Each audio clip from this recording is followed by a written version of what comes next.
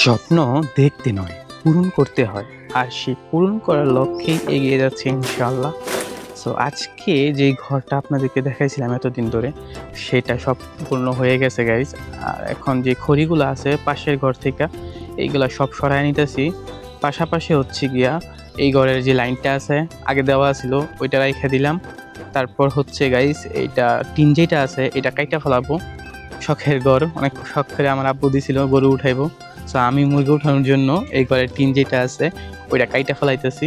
So কাইটা ফেলায়া তারপর ইনশাল্লাহ আমরা কিছু বালু নিয়ে আসছি। সো ওই বালুগুলা দিতে হইব ঘরের বিটের মাঝে নিচে, যেহেতু ঘর অনেকটা নিচ সেই জন্য। সো বালুগুলো অনেকগুলো বালু আছে, সেগুলো নিয়ে আসছি, দেব।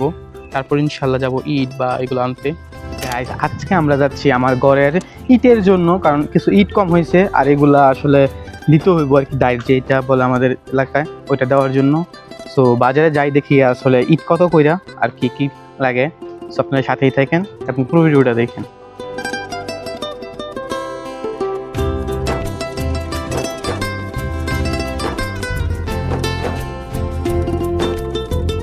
গাইস বাজারে আসছি আর হইছে গিয়া 250 ইট লাগবো আমার। সো 250 ইট প্রায় 2200 টাকা, মানে 2200 টাকা লাগবো।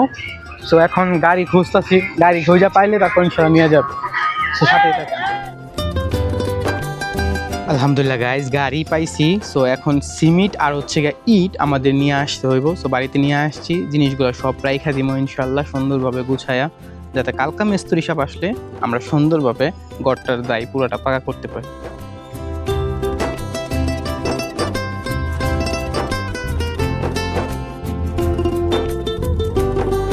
গাইজ আজকে এই পর্যন্তই, কালকে মিস্ত্রি সাহেব আসবে, ইট মিস্ত্রি যেটা আছে এটা, ওই ঘর যেটা আছে ঘরের দায়ের এটাও করবো। সো ওইটা করবো আর কি। সো আজকে এই পর্যন্তই, সন্ধ্যা হয়ে গেছে যেহেতু। ভালো থাকবেন, সুস্থ থাকবেন, দেখা হচ্ছে নতুন কোনো ভিডিওতে। আল্লাহ হাফেজ।